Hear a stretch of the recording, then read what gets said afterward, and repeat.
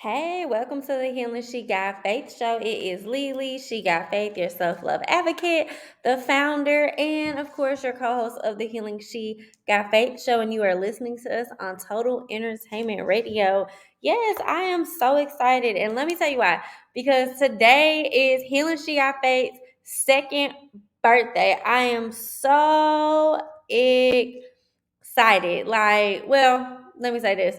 It's actually tomorrow. So April 12th, Healing She Got Faith turns 2. So of course we have to wait for that. But yeah, so I'm super excited. We started off as a blog. Now we have a whole published book, a radio station platform. I mean, yeah, it has been a journey, and I am looking forward to just talking to y'all about that and just really breaking down what it has been like to get to this point. Like, what does that look like? Like, what is that? I don't know, right?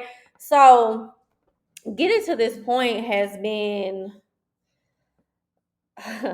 I'm gonna be honest, it has been exhausting. It has been exciting, but it has also been very exhausting. And when as I'm growing in my entrepreneurship, as I'm growing in this authorship, as I'm growing in a bit and being a business owner, as I'm growing in this such weird world that we're living in, I think a lot of times everybody has it figured out, but the reality is we're struggling. We're struggling in our day-to-day lives. We're struggling just to make it from one minute to the next. And a lot of the issue this day in technology, this day of you got to figure it out. You got all the time in the world, there's enough money out here for everybody, but there's people who are actually struggling. And so with that, it's I honestly just come from a place where I just really believe in authenticity. I just really believe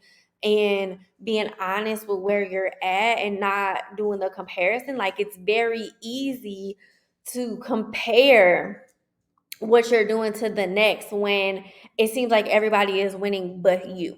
So I say all that to say, to be turning 2 started off from a blog, and I have a list of struggles, but I do want to focus on the positive that has come from this. I do want to focus on the good, the strength, the growth, the life lessons.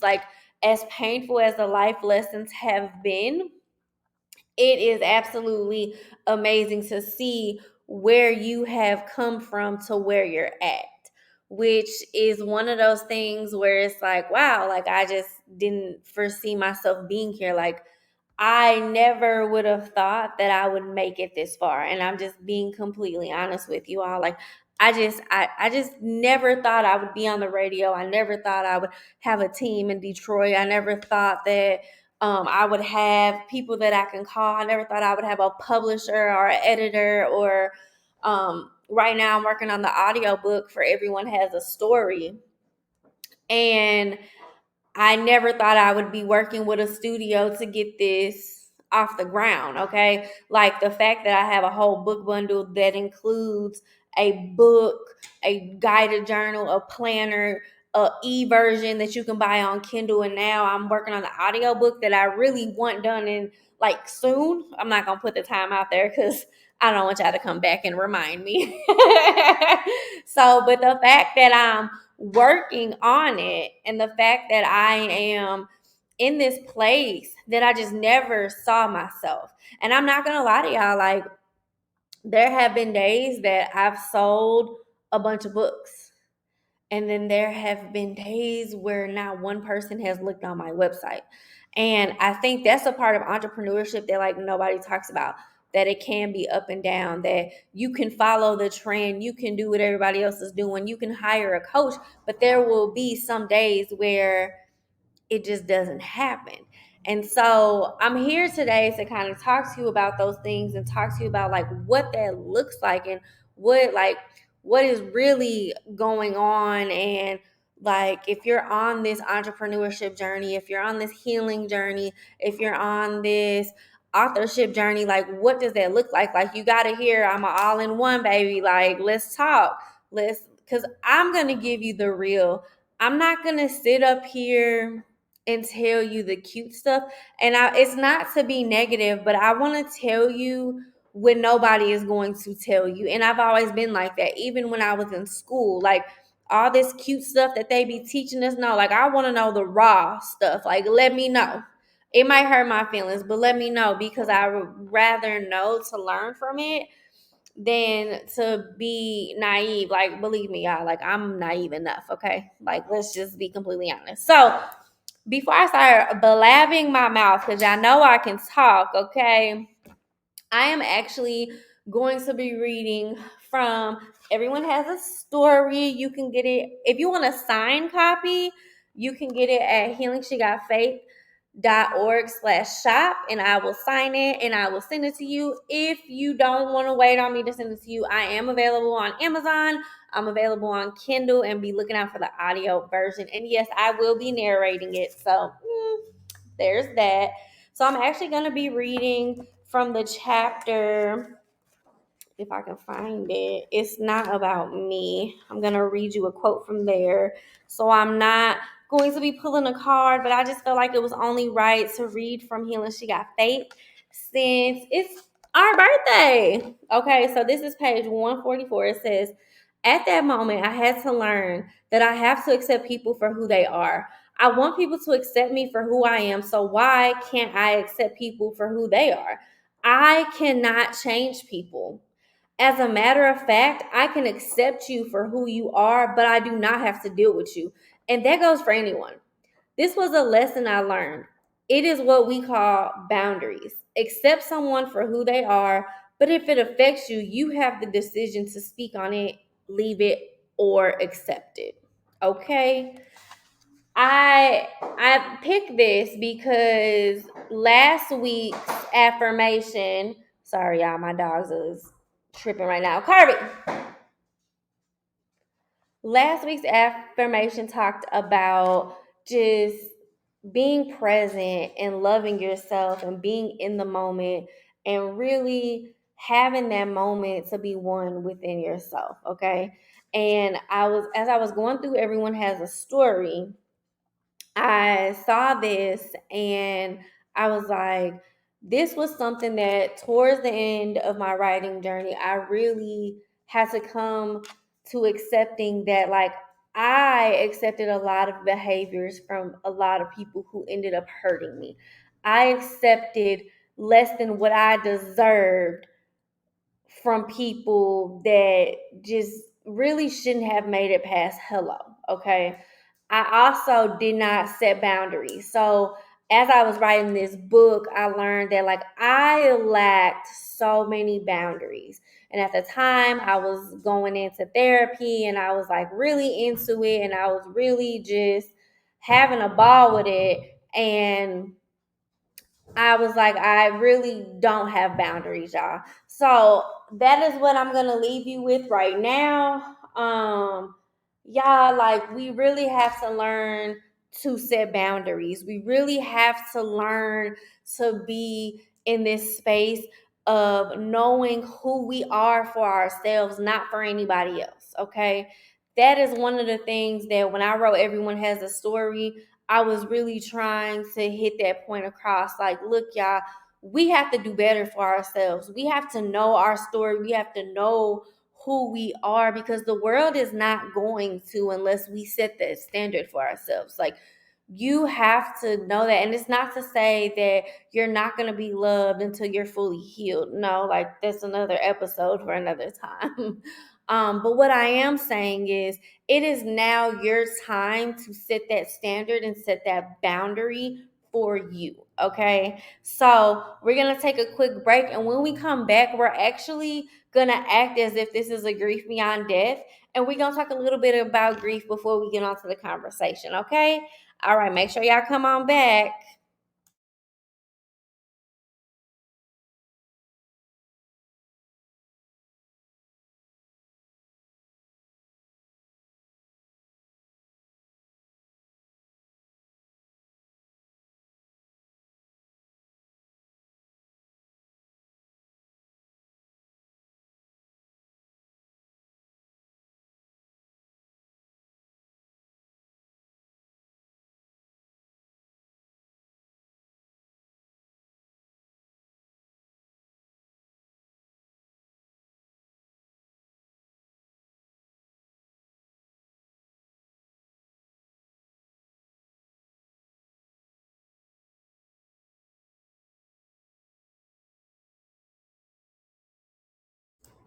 Welcome back to the Healing She Got Faith show, and I hope that you did not miss that introduction because I definitely read from Everyone Has a Story, okay? So you are listening to Healing She Got Faith on Total Entertainment Radio, hosted by your very own founder, Lily.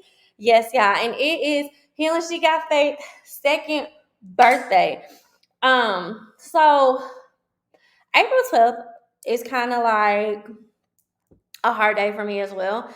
It was actually the day my father passed away. So I was 15 at the time. He passed away April 12th of 2007. And if you read the book, I actually go into full detail about the story of how that day looked, what that entailed of. And that was the first time I had dealt with grief, but not dealt with grief. You don't know what that means? Let me explain.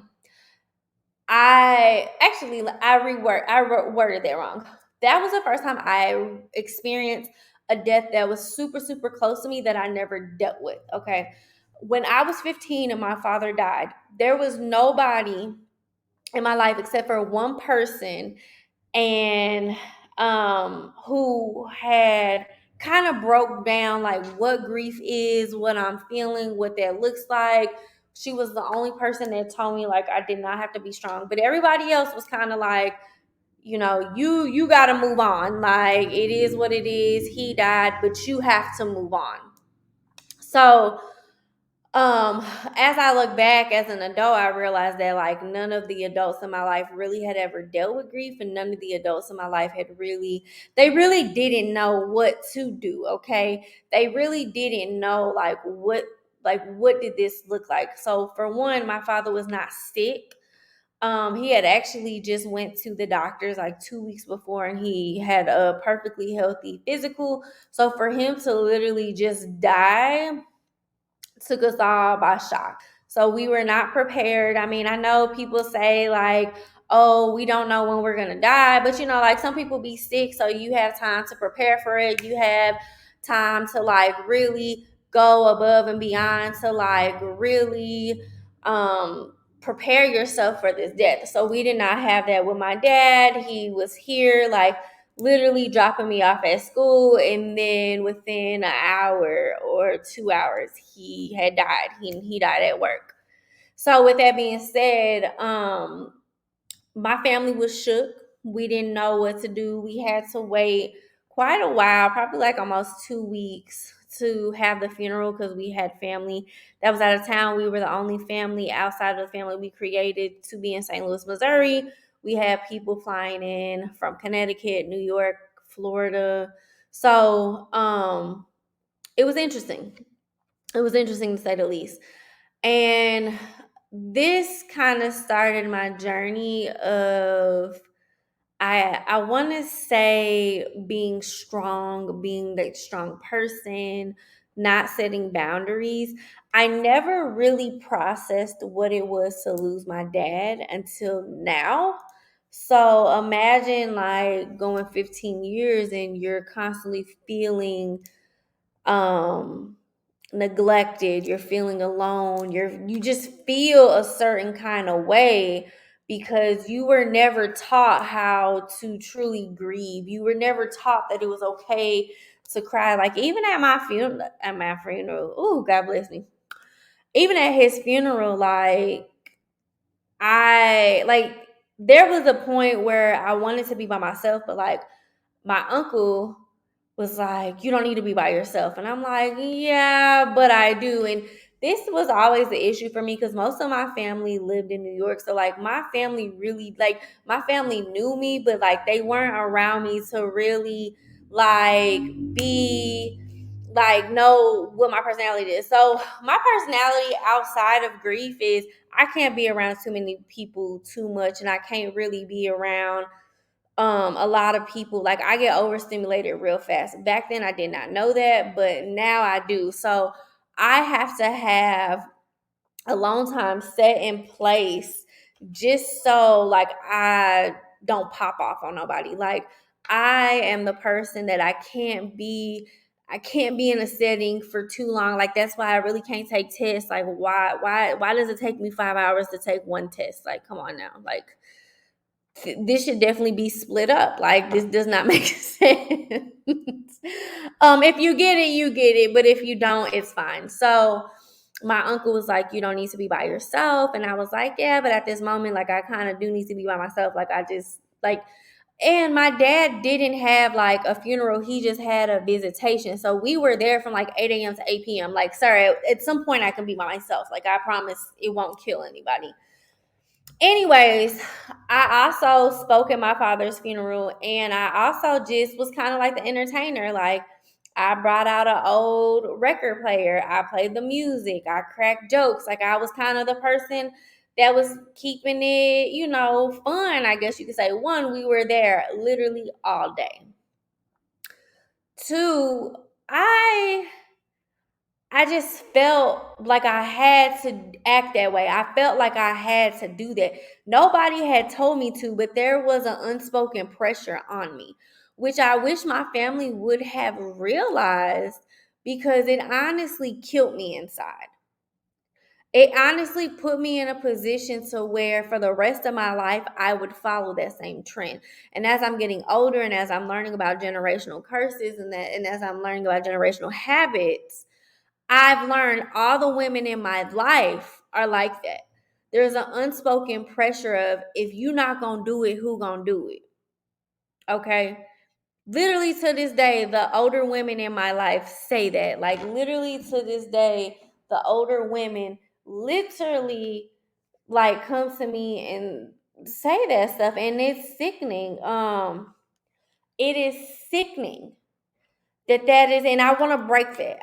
Like, that has to stop with me, because I don't want to have kids, and I don't want the younger generation to feel like you have to be that strong, because you do not. Because now there are adults like me, there are adults my age, that we are really trying to figure this thing out.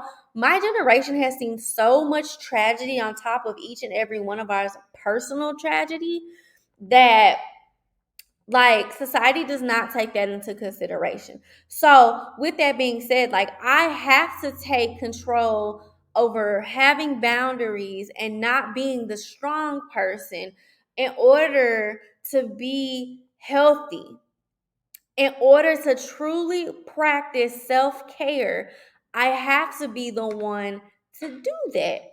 And so one of the things that I've always kind of struggled with is, what is this grief? Which is why I started Healing She Got Faith, because I was an adult figuring this out. I was an adult like, yo, nobody ever taught me this. Let me teach my people. Like, let's go. I can laugh about it now, but it's been a lot of years of struggling.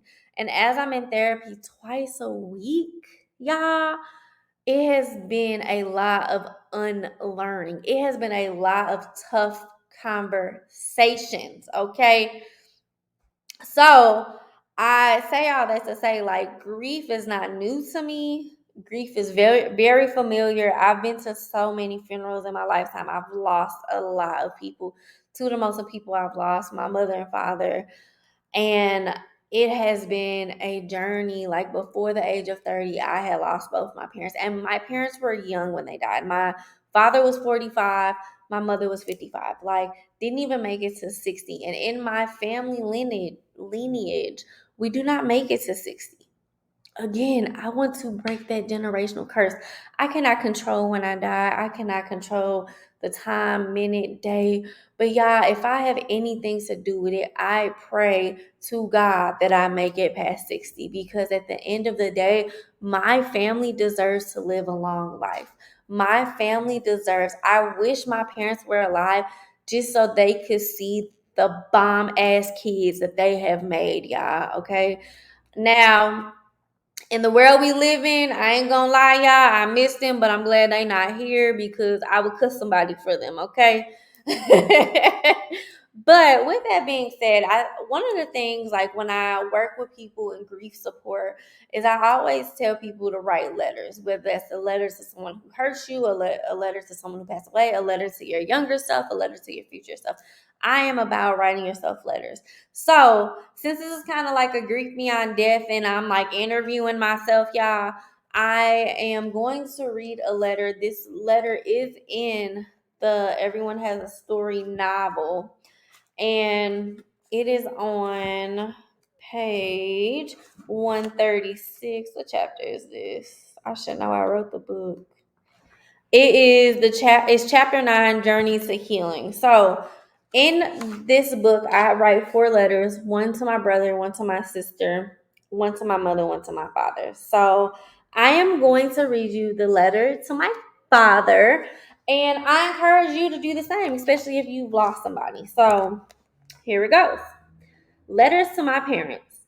Part of this journey to healing Part of this journey to healing was to be honest about how I felt. One of the things that my mother's death brought up was the fact that I never dealt with my father's death. I had to address it. I had been to therapy, church, small groups, you name it, searching for this healing, but I had to look deep within. So here I am writing my first book and being the most vulnerable I've probably ever been. If my parents were alive, I would dedicate this book to them, which in theory I am. But most importantly, I want to have this conversation with them. Hey, Daddy. Sir, I miss you so much. This pain has not gotten easier. I've learned to deal with it. I'm sorry. I've just learned to live with it. Daddy, I often wonder what my life would be with you here. I wish I could see you grow old and run your restaurant businesses. I wish I could buy you gifts on Father's Day and on your birthday. Daddy, would my love life look different if you were here? Would I have made smarter decisions or would I have still made questionable decisions? I miss your laugh. I wake up every morning and drink coffee in your name. You got me hooked on that coffee at the age of 2 and I haven't let go since. Coffee is my absolute favorite. I give thanks to you for that. Daddy, I'm so sorry for not appreciating the relationship that you tried to have with me. I'm so sorry for not answering your phone calls. Believe it or not, I loved being at your house on the south side of St. Louis. It was one of my favorite spots in the whole world. I now understand what you were doing, that you were doing the best you could with what you had. You only could do what you knew how to do, and sometimes you and I were learning together. I can appreciate the time and love you poured into me. Daddy, I wish that I could grow old with you. I know at each and every graduation and new job, you would have had a picture of us all in your pocket. Daddy, when I was protesting in St. Louis and in New York, I knew you would have been there right by my side. I imagined you there every step of the way. Daddy, I hope to be a third of the person that you were when it comes to hustling, helping, and loving people. I know that you are no longer here on this earth, but I'm so grateful that the last thing we said to one another was, I love you. The day before you left this earth, you gave TJ and I one of the most peaceful days of our lives. Daddy, I never got the opportunity to say thank you for taking me to my first rap concert. Daddy, I could never repay you or thank you for the time, money, and love that you poured into me when I wanted to be a DJ. You supported me in a way that people wish their parents would have, and I had it and never realized how special it truly was. You were my biggest fan. No matter how crazy or cranky I sounded, you loved and supported me. I miss you, Baldy. You are a great man with great ambitions, and you pass it on to your offspring. I hope we are your wildest dreams. Tears and all, I'm so happy that I got you for the 15 years that I did. I wish it was more, but I know that you taught me what you needed me to learn. I love you with everything in my heart, Lisa.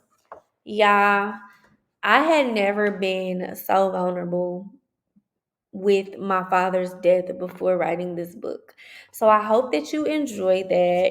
If you get the audio book, which should be here soon, you'll definitely get to rehear that. And obviously, like, this is raw, like me just reading that to you. Like, there was no director or anything that was telling me how to read it. Like, you really just got the real deal. And like, this episode is very authentic and very like just me telling you like what it is and really like how Healing She Got Faith came about. You see, like, my words keep running together. Do y'all hear that? Let's take another break, and when we come back, we're going to talk about the small victories.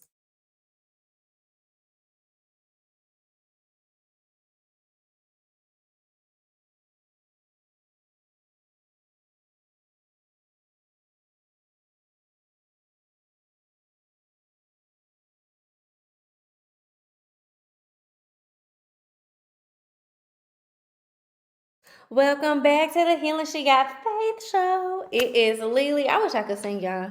Um, it is Healing She Got Faith birthday. Happy birthday! Happy birthday! We turn to. Y'all did not come on here to hear me sing, okay? So before the break, I read a letter that is in Everyone Has a Story, and I discussed just the letter and the vulnerability of what I wish I could have said to my father and what I wish life would have allowed me to experience. Unfortunately, like life just has other plans, and I think that goes to speak for everyone and everything in our life. Like, I think that goes to say what where we are, what we think, and things of that nature. Just what exactly we think it is, like it could change at every given moment. Like, I lost my dad when I was 15. I lost my mom when I was 26. And I never realized like their death would lead me to owning my own business, lead me to like living my own life, lead me to like not fitting in with the rest of the world because of everything that I have been through and just everything that has hit me all at once.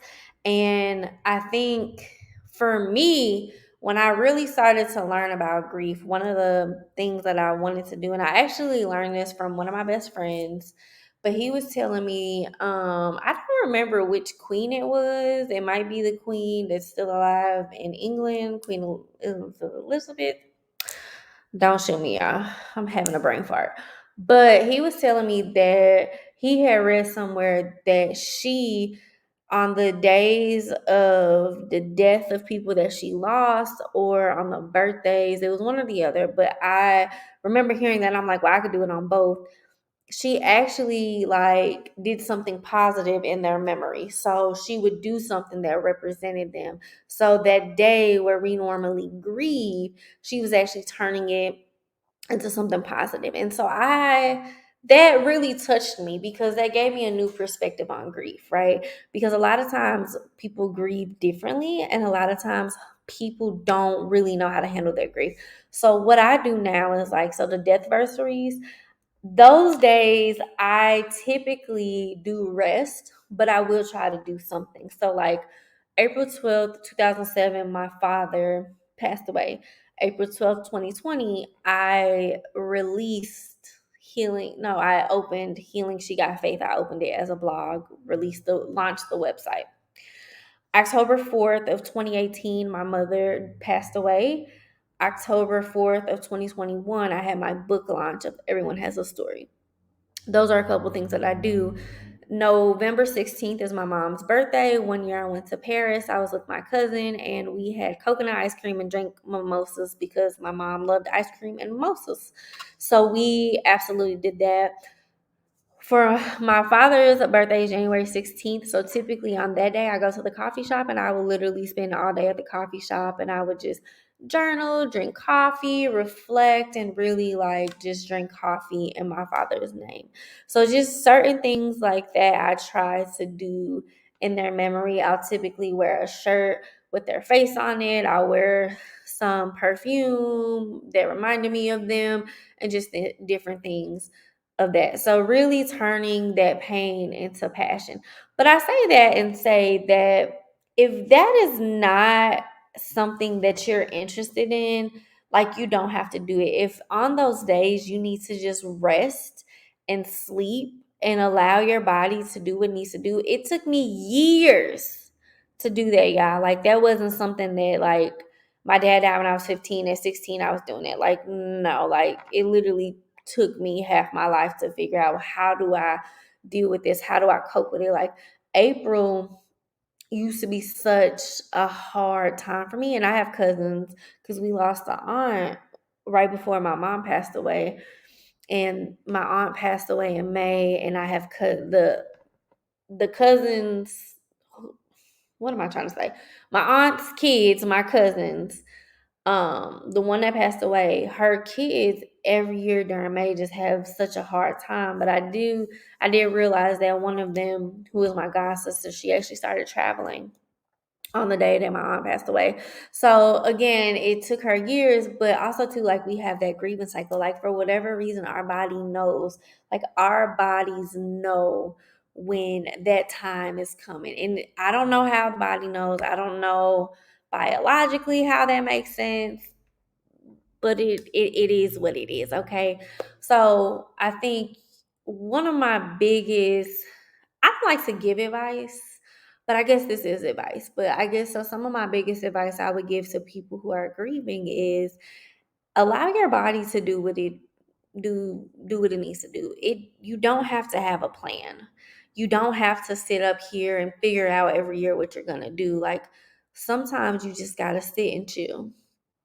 And sometimes you just have to be who you are. You just have to allow yourself, if you need to go to therapy, if you need to go to grief counseling, if you need to go to work, if you need to go swimming, you need to figure out how your body reacts, why it's reacting, and what you can do to protect yourself and to protect your energy. And I believe that that's part of that healing space. I believe that that's part of that space where we have to continue to get to know ourselves. We have to continue to be at a place where we know our limits. We have those boundaries. A lot of us lack boundaries. Grief will bring up the lack of boundaries that you have. And so, if you haven't experienced a tough grief, I want you to realize that now before you go through grief, and realize that, like, grief is going to bring out everything that you've ever suppressed. So, learn that now. Okay. And I know that's easier said than done. And if you have experienced grief, one, I'm sorry. I'm sorry. Like, and I'm here with you, and I believe you, and I trust you, and I know that the process has not been easy. So I want you to know that I hear you. You are worthy, and it sucks, but you gonna get through it. And it might not be the getting through the sunshine, rainbow, unicorns, and roses, but you gonna get through it. So with that being said, I want you to know that, like, grief is not linear. Grief is not a straightforward process. Grief does not make sense. Your grief and somebody else's grief will never look the same. You can experience the exact same thing as somebody else, and it will still look different. Me, my brother, and my sister all experience grief very differently. And when I say very differently, it does not make sense. I remember when my father first passed away, I used to want to get cake and ice cream and celebrate his birthday. And my family looked at me nuts. Like, why? He's dead. What are you doing? Okay. And I was like, but it's a celebration. That was my way of grieving. That was their way of grieving. It was easier not to address the fact that he's not here. For me, I felt like I had a duty for him not to be forgotten. Until you get older and you have those tough conversations of, like, well, this is how I was feeling, this is where I was going, you cannot truly understand, like, what it is you're going through. Okay. And I honestly just like to celebrate. Like, I've taken a lot of losses in life. I've lost a lot. I've had wins, but I've had more losses than wins.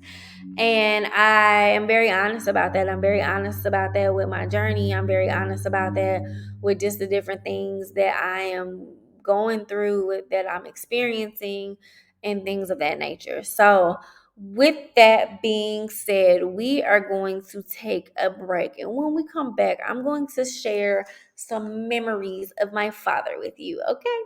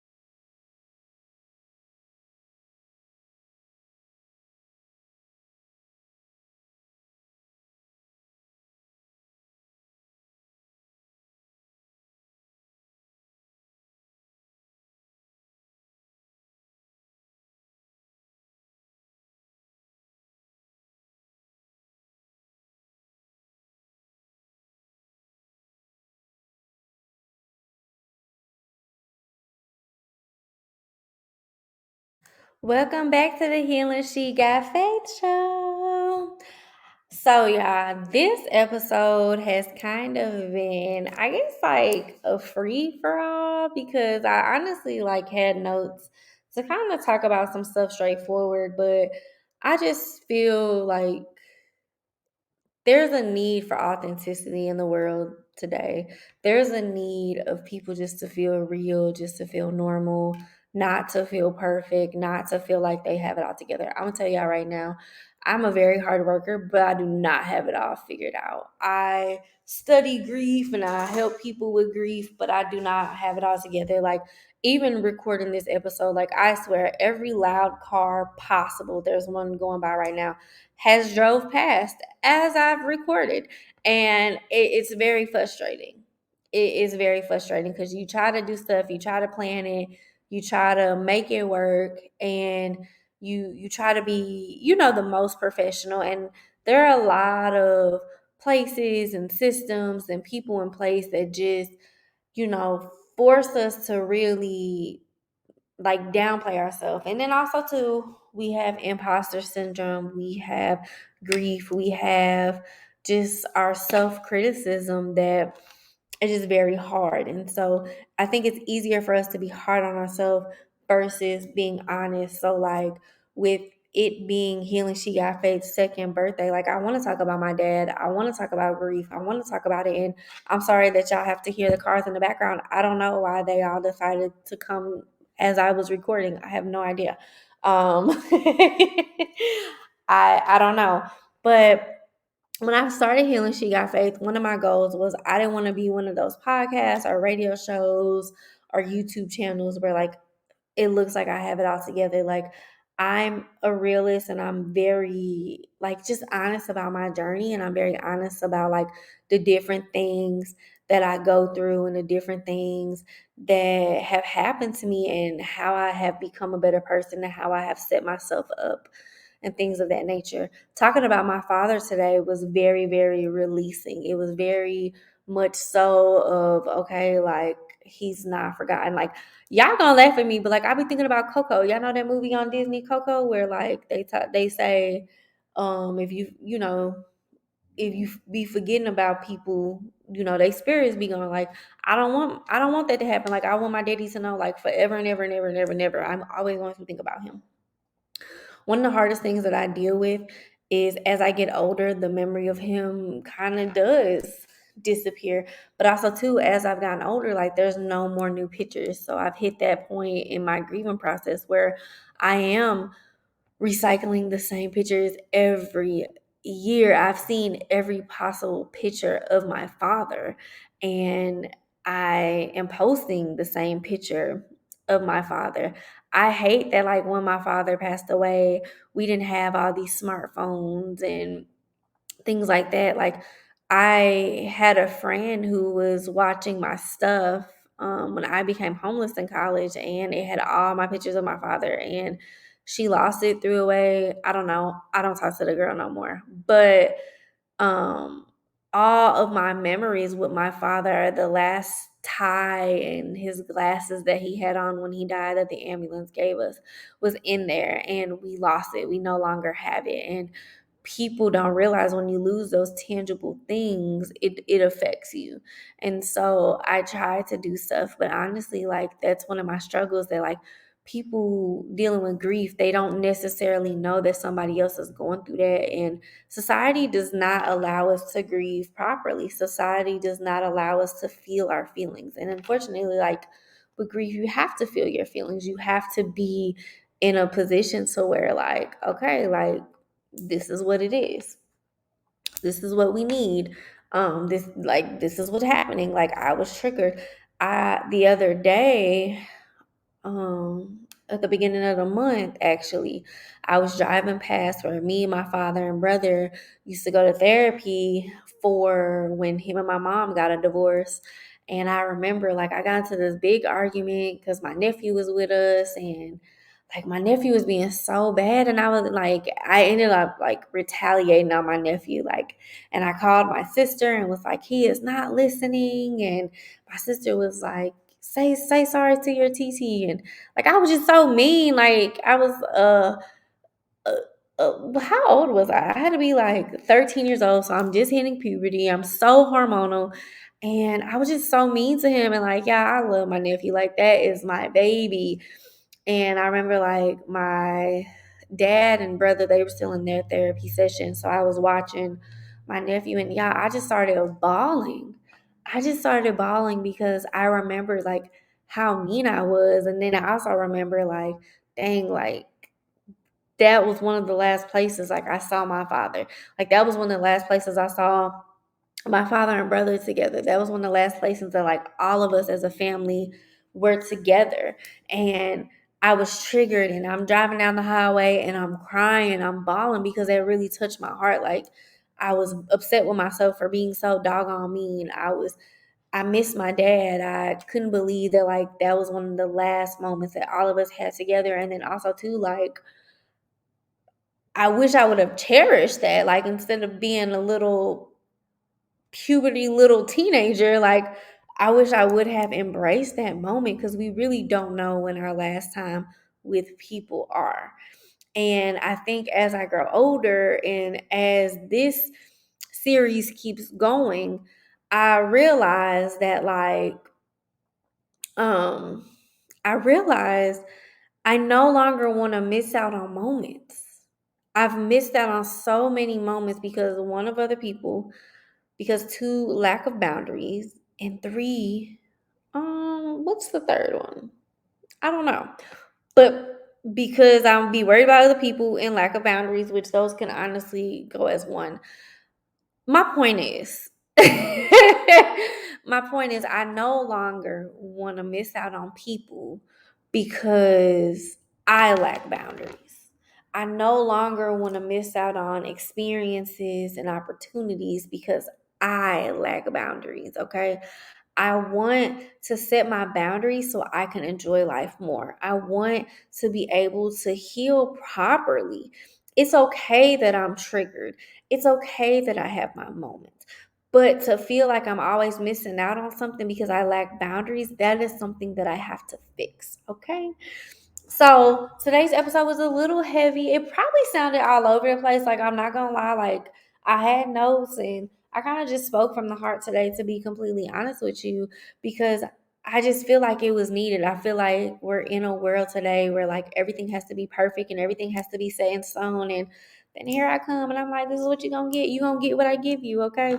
Anyways, so I hope you enjoyed it. Next week, we will continue to talk about Healing She Got Faith. We will continue to speak on grief and growth and all of that, okay? So a couple housekeepings before we end the show, because I want y'all to enjoy y'all Monday, which is we have our bookshop, Healing She Got Faith. Actually, no, bookshop slash shop slash Healing She Got Faith. We have our online bookstore. You can check it out. We have our book club happening this month. You can go to HealingSheGotFaith.org slash shop.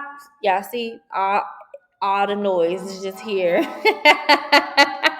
But you can go to HealingSheGotFaith.org slash shop, and you can join us on this book club journey. We have our intention sessions. So we meet once a month. We will not meet in April, however, but that is a once a month meeting where we literally set our intentions for the next 30 days and we really focus on how to get to that next step. Or you can join the intentist cohort, which you still meet during the intention session, but you actually get 3 one-on-ones throughout the month on top of the monthly meeting. And those are for people who are just kind of tired of giving up on themselves. They want to be social. They feel stuck. So they're trying to get out of this being stuck. They just need some accountability. So if that is you, definitely check it out.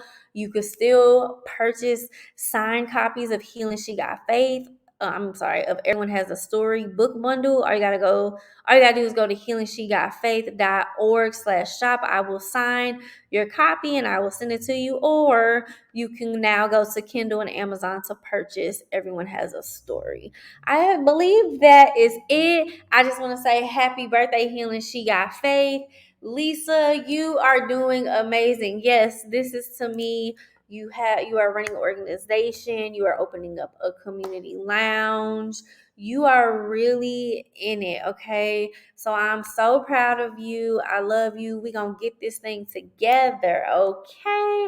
So yeah, I really want y'all to enjoy your Monday. I really want y'all to love you the way you love the world. And I'm going to catch you next Monday only on Total Entertainment Radio. Bye, y'all. Have a good day.